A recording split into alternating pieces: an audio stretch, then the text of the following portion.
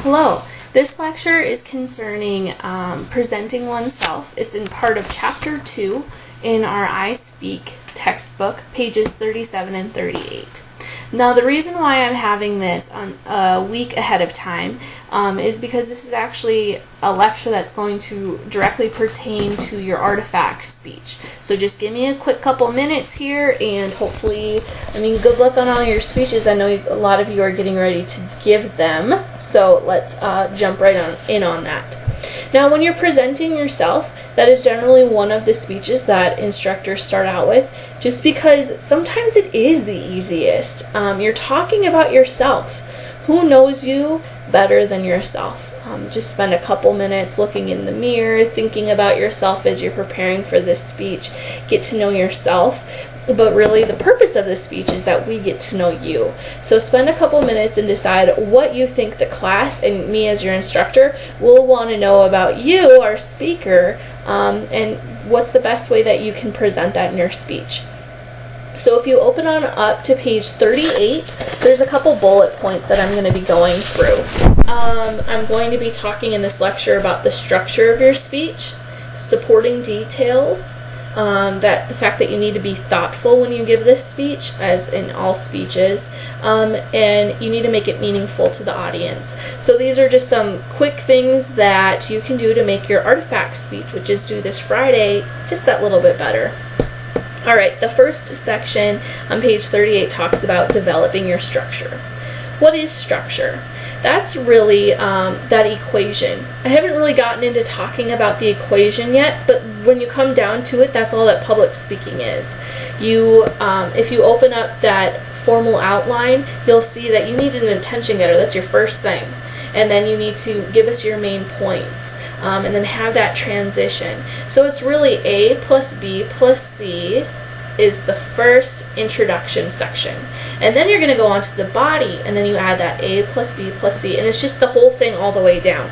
So maybe if the liberal arts really aren't your natural way that your mind thinks, maybe for more of a mathematical or an engineering mind, that might help when you're thinking about it. It really is just taking those specific things, plugging it into that equation, and you're set with a great speech. Alright, so with that structure, there's a couple ways that you can organize it. And right now we're really talking about the main points. You're always going to have an introduction, you're always going to have a conclusion. The main points are kind of really what you can kind of play around with and see what works best for that speech. Remember, I like 2 to 3 main points. And then we're going to have supporting details, which we'll get to in a second. Alright, the book talks really about 3 types of structures that you can use. The first one is chronological. So that would be like, at age 1 I walked, at age 2 I was skipping, at age 3 I was climbing trees. You know, really going from that start and slowly working your way to, where you currently are in your life, or the end of one's life. So that's chronological. It follows dates. That's when you're studying history in your history class. They mainly focus on chronological order because you need to understand the Civil War and World War I before you can really fully understand World War II. So that's the first one, chronological order. Second one is topical with a common thread. Now, what does that mean? Topical.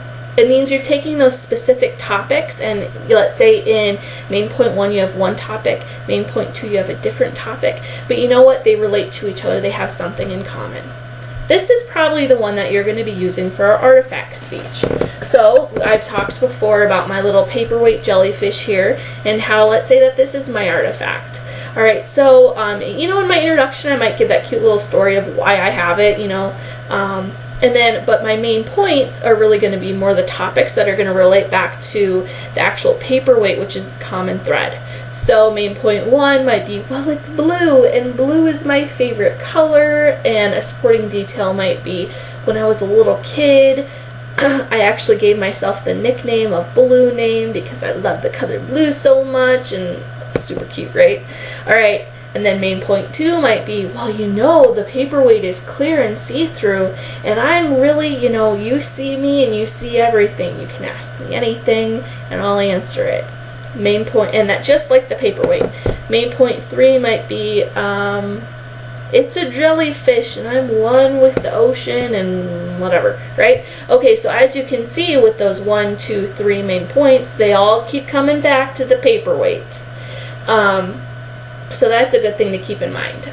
Now, the third and final structure that the book talks about on page 38 is the one experience. So really, your main point might be just all about one experience, the day in the life type thing. So at the beginning of the morning, let's say like Grandma died and she gave you this on her deathbed. So at the beginning of the morning, you know, I'm trying not to make this too sad, but you know, Grandma really loved her wedding ring and she wore it all the time.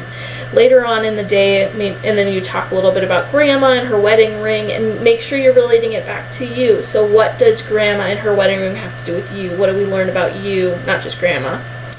And later in the day at lunchtime, Grandma had a heart attack, and you know, we all have really bad hearts in my family, but you know what, my heart is full of love, and if it explodes, it's exploding love everywhere. Okay.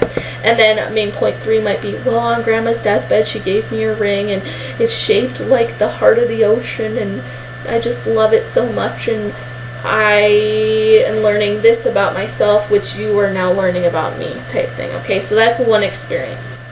Really, in this speech, you're probably, like I said, going to focus on that topical with the common thread. Now, what I've mentioned on almost all of the forums, replying to almost everybody's emails, is, with this speech, think, what are we going to learn about you by learning about, or even just looking at, this one artifact? Okay, so if you're just looking at this, and I don't talk at all, what are you learning for the first time about me? Maybe this would be easier if I grab something that you haven't seen yet. I don't know if I don't think you've seen this. So let's just say I'm holding this bird up. All right, now just looking at that, what do you think your audience is going to learn about you? Now your job as the speaker is to clarify that. Tell us about this, you know, why do I have this bird? What do you learn about me by the fact that I have it on my desk? Fun stuff like that. If I did this speech, you know, I would talk about how I really like, what's this guy's name? Jim Shore, things that you can get at Hallmark. I just think they're really cool and pretty. And how I used to be a special ed para at Garden Valley last school year, and I'd have this on my desk and the kids and I would play little games with it and help them learn to read and write and spell.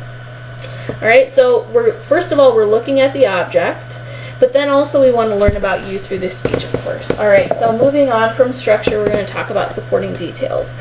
Now supporting details are really those little extra, the personal stories, the narratives. In other speeches, it's going to come down to the actual facts that you're citing from different sources. In this speech, it's more mainly about you. I don't know, maybe you were in the newspaper and you want to, you had this great quote from the author. You want to quote that. That's perfectly fine too. Just make sure you cite your source. Basically, with the supporting detail, you're proving your main point. Prove it to us that my favorite color is blue, right? Okay. Moving on from supporting details, we need to be thoughtful. Now, in another lecture I talked about speaker credibility, which is really something that the audience decides whether the speaker is credible. Why should we listen to you about this specific topic?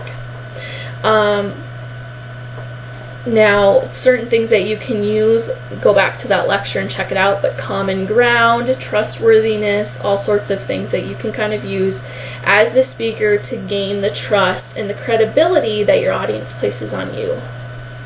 Alright, and of course with being thoughtful, we need to remember to be classroom and internet appropriate, which I've talked about many times, so I'm just going to move on. Next, and the final one is we need to be meaningful to the audience. What does the audience want to know? As a classroom student, what do I, as your instructor, want to learn about you? Make sure you're relating to your audience and showing how you're the same. Build that common ground, make that connection. Alright, and you can review all of this on page 37 and 38 of our I Speak textbook, but I talked about presenting ourselves for the artifact speech in structure, supporting details, being thoughtful, and making sure you're being meaningful to the audience. Let me know if you have any questions.